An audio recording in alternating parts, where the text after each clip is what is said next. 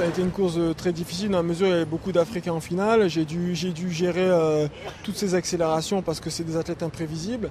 Mais j'ai couru relâché, comme j'ai expliqué, lucide sur les obstacles. Et j'avais confiance en moi. Moi, personnellement, je voulais être champion du monde.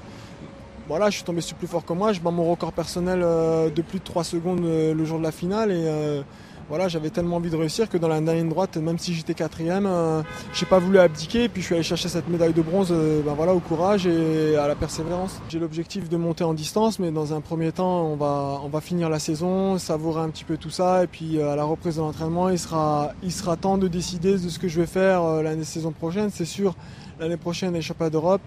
C'est tous les 4 ans et j'espère mettre tous les atouts de mon côté pour réussir ce grand championnat. C'est agréable quand on a une médaille comme ça parce qu'on va pouvoir savourer l'accueil du public dans le stade. Et c'est vrai que moi j'avais vécu il y a 2 ans, c'était vachement sympa. C'est une discipline à la fois très technique et qui demande pas mal de folie aussi parce que c'est un petit sport à risque, et mine de rien, quand on monte à 5 mètres de haut, il ne faut pas rater le tapis. Donc voilà, donc c'est un peu une discipline de fou, quoi. On se marre bien. Renaud, il est très léger, très rapide. C'est vrai que moi je suis un peu plus puissant, j'ai beaucoup moins de vitesse que lui, je suis assez grand et même dans notre caractère, lui il est plus vif, un peu foufou, moi je suis plus calme. Et c'est vrai qu'on peut tous pratiquer la perche et s'amuser en tout cas, si on a quand même ce petit grain de folie qui permet d'oser y aller. C'est une discipline où on a énormément de sensations, d'émotions. Après, il faut arriver à maîtriser énormément de paramètres, c'est-à-dire on va avoir la course, on va avoir une course avec une perche qui n'est pas forcément facile à bien maîtriser. Ensuite, voilà, on va avoir un saut où il faut qu'on mette notre perche dans un butoir qui fait 20 cm de large, donc il faut être assez précis aussi là-dedans.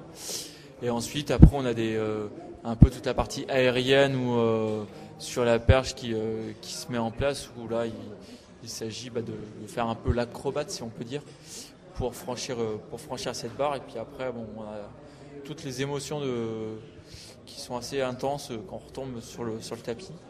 Plus on tombe de haut et plus on met de temps dans la descente, donc c'est assez sympa.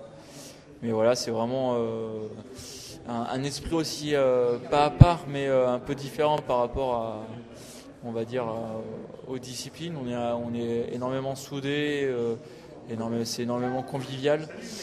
Et donc voilà, c'est un bon état d'esprit et une très très bonne ambiance en général dans la perche, quoi. Je ne me suis pas mis de limite physique. Et à côté de ça, j'ai travaillé vraiment ma technique, mes qualités de vitesse, de sprinter pour pouvoir maîtriser les perches. Une fois qu'elles sont maîtrisées, elles envoient très haut. Et voilà, c'est ce qui fait que on peut même avec un gabarit entre guillemets atypique dans la perche, on peut arriver à sauter haut. C'est pas une question de gabarit de toute façon la perche, c'est une question vraiment de mental, quoi.